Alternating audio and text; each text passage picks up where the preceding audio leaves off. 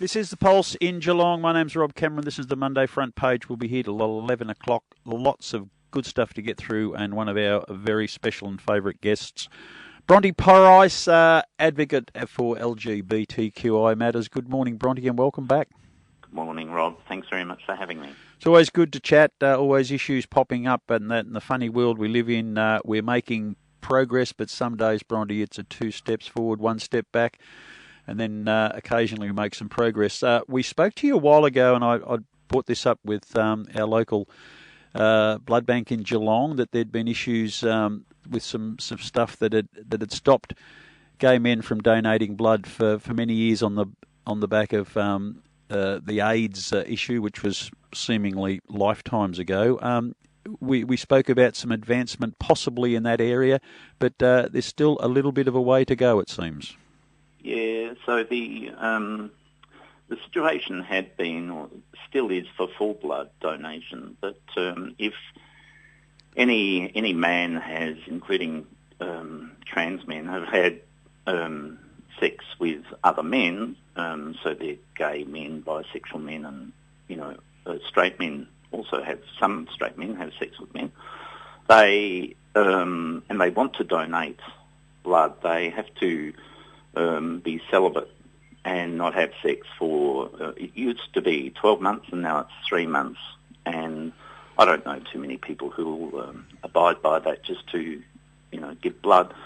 So the Red Cross Lifeblood then went before the Therapeutic Goods Administration and put in a submission suggesting that there might be a different way forward, and the way forward was to lift that ban but implement what's called a plasma pathway, so our blood could be used for plasma.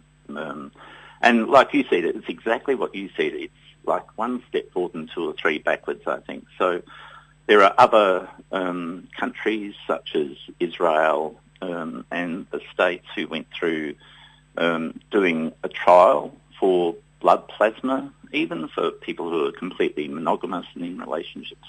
And they soon wiped that out and just went to full blood donation. So they got rid of all the stigma and discrimination that's associated with this current kind of pathway, and just went to opening it up and treating everyone exactly the same. So everyone who donates is asked exactly the same questions, which don't carry with them that stigma of, 4 decades ago when we were in the middle of the AIDS epidemic. It feels kind of like in the lead up to marriage equality, we were allowed to register our civil unions or our relationships with the government, and it's kind of like the consolation prize, like you're nearly there but you can't quite have what everyone else has got. You know what I mean? Bronte, my favourite saying is perception is reality, and it's helped me a lot to understand when you don't agree with someone, instead of just getting angry, is to try and understand why they have that opinion. So in this case, because other parts of the world have moved on, we are short of blood donors, and donating blood isn't a chore, it's actually someone's desire to want to help, and we have many gay men who are like that and want to give their blood. Why do you still think these barriers are there? I'm not sure. I wish that they would look at I think there's around 9 countries now that have gone to lifting the whole ban on blood from people, men who have sex with men. And I'm not sure whether there seems to be not a reticence, but just a lack of hunger to go down the same path and do the same sort of science and let science overall stigma. You know what I mean? I'm not sure what the reasons are. Yeah, it is a bit of a concern, and we're going to be talking a little bit after 10 o'clock with Sue Barrett this morning about the role of media in our society and how it's changed from being a reporting news to creating news outlet, and a lot of news and fear has been created over the time in this area by media outlets for whatever reason. Are you finding now that since probably the marriage equality debate's been run and won, and we're now beating up on transgender issues, it seems that the media could play a more leadership type role in this case as well? Yeah, I think that there are certain parts of the media, not just in this country obviously, but elsewhere, that are whipping up those sort of anti-trans, anti-gender diverse sentiments. And, you know, there are people who, this is fundamentally talking about people's lives and their legal and human rights. And media does play a role in that, and it's got a responsibility also to not further whip up those anti-sentiments, if you will.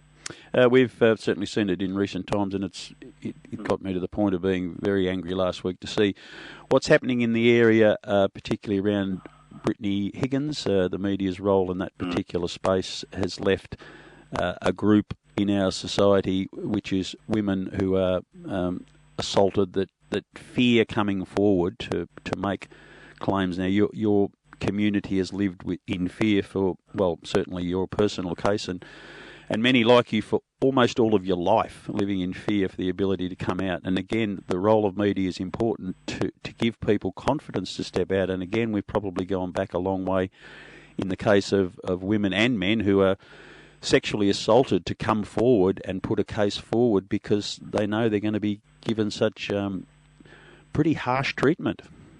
Very much so. One of the really good stories to come out in the queer community over the last week was the fact that the person who lured and then threw a very bright PhD candidate in Sydney some 40 years ago, I think, to his death over a cliff. The killer was eventually found guilty. And that only happened really because of the persistence of the brother and the family of the young dead man, who would now be in his, 50s or 60s. And so eventually, just because of that persistence and just doggedness, if you will, the right thing kind of happened. There's tens and tens and tens of those sorts of unsolved so-called gay murders, certainly in New South Wales, that have taken place. They're cold cases and they remain unsolved. So it was just a really good story to come out to see that justice eventually did prevail in that case. Finding a media outlet or a journalist to support you, and then that journalist having somewhere to have his stories printed, that seems to be one of the biggest issues in current circumstances, and even, I must admit, to the disappointment of our own ABC that seem to have closed up shop as to how they used to operate. It's really only independent media, and there's some really good ones bubbling away behind the scenes for these types of stories to be told in the modern world we live in. Yeah, and it is ultimately about getting those individual stories out and, getting some amplification around them, I think.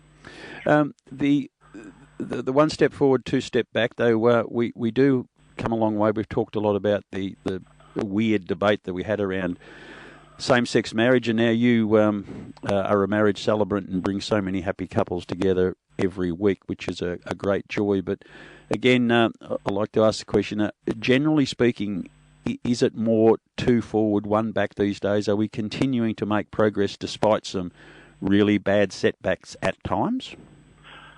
I think so. With regard to marriage equality, that continues just to be a really joyful story, and lots of couples coming from overseas to get married who just want to get married in Australia because it's easier and less conditional to do so. They then head home and they'll use that marriage certificate to eventually apply to migrate to another country where there is marriage equality, and they'll live their lives, forever as a married couple with the same rights as everyone else in that country. Sometimes it's Australia, often it's something like the States or Canada in particular.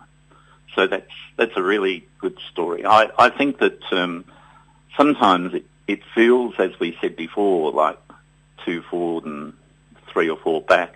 The ACT this week, though, passed some really world-beating legislation for intersex children. And so intersex people are people who are born with sex characteristics that don't fit the male or female norms. and they could be to do with genitals or chromosomal patterns. And the ACT has come out and said that no more will there be unnecessary, irreversible kind of medical procedures carried out on young intersex children who don't fit the male or female norm. But then to go further and say that they'll offer all sorts of support to the parents of those children, and the parents will be guided in that by kind of expert panels that will be set up for that purpose, including an ethicist, including an intersex person on the panel as well, an adult. And it just is such an amazing step forward. In the past, young intersex kids have undergone all sorts of really horrible surgery to try and make them fit into being either boy or girl. And once that surgery is carried out, it is completely irreversible, and it changes their life one way or the other forever. And so for the ACT has often been, even as a small territory, it's often at the forefront of some of the really most advanced legislation in the LGBTIQ+ community. Yeah, it's quite bizarre actually when we see what happens out of Parliament House in Canberra. You get the wrong impression of what that community's like, but they have been trendsetters in so many social issues that inside the municipality of Canberra, the Australian Capital Territory, as opposed to the issues that are coming out of federal Parliament. It's quite bizarre. They're miles apart, but yeah, good on them for setting up a standard. I just want to talk to you about religion, Bronte, before I go, because you mentioned before about gay couples coming to Australia to get married because in the community that they live in, they can't be accepted, they can't be married, they can't probably even live together, I imagine, in some circumstances. But we have a lot of people in Australia who are religious and they want to practice their faith. But being gay, sometimes there's persecution involved. Are you finding that there are religious institutions that during this period of time have also caught up with the pace of the change in society and are now much more accepting of gay community within the religious fraternity? Yes. So not all, but yes is the answer. So and it's the families largely who are associated with these people. So I've had families who are from all sorts of countries where they've embraced the couple getting married completely, and I've had people from who are from very traditional kind of religious backgrounds, including Christianity, who have worked through that and gone beyond that, and to say, well, this is my child, and this is one of our siblings, and of course we're going to support that person. However, the opposite is also true, where we've seen people. I've certainly married people who just are shunned by blood family, and who will come here and get married, even from within Melbourne itself, not just from overseas.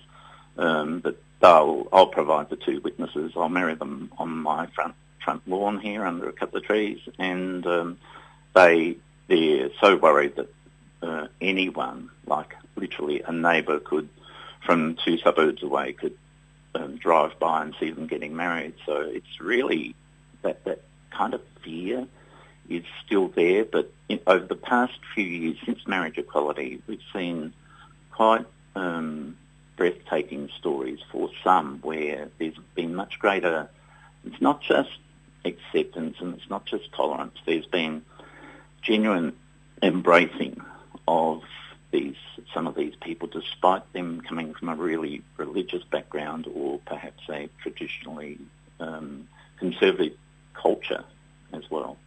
The interpretation of religion seems to be the issue, because so many people can read into what's written in the Bible as being anti-gay and anything other than the traditional types of sexuality. For that reason, that's the reason I was asking the question, because we used to have politics and religion were tucked away and never spoken about, but because religious institutions are now heavily involved in politics, I think all bets are off, and we need to have these institutions are brought out into the public spotlight, and this is the reason I ask that gay people should have somewhere that they can practice their faith, but practice it safely and in full acceptance. Yeah. No, that's right. Thank you. No, it's very, very important to do that. We need to talk about that a lot more often because, of course, we're seeing right up front now religious institutions using this as a political weapon to come out, and it must make you and other members of the gay community feel pretty uncomfortable. Yeah, if you take what's happening in the States, where there's just hundreds of pieces of legislation that have been rolled back, or new legislation has been passed in many of the states in America that now make it pretty unsafe for people from the LGBTIQ+ community. I'm not just talking about gay men to live there, and you've got parts of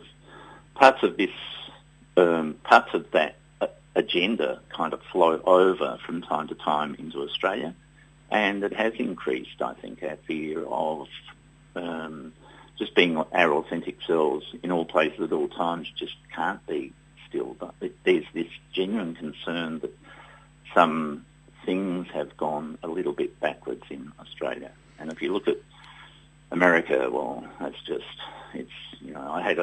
got a trans friend who comes from the States, and they were planning to head back there and haven't been back to America for years, and had booked tickets and just cancelled them because right now it's just unsafe to go back to where she came from. Yeah, very, very sad. But you did tell us a happy story. I said off air that we need to have a mix, and that progress in the ACTU, world-leading progress again up there, is a good sign that acceptance is coming slowly, but I keep using the marriage equality debate as some of the most ridiculous stuff I'd ever heard. It was passed. Everyone's happy. The sky has not fallen in, but what has happened is a lot of wonderful people have been able to live very normal lives because of the ability that you now have to conduct marriage ceremonies, and good luck to you for doing that. So if anyone is listening and wants to be married, Bronte Price sits nicely in that spot as a wonderful, caring celebrant. So continued good luck to you, and thank you again for your time this morning, Bronte. Thank you. There's lots of good celebrants out there too, Rob. Thank you. There is indeed. Good on you, mate. All the very best. Bye. Bronte Price, he will continue to promote issues around the LGBTIQ+ community.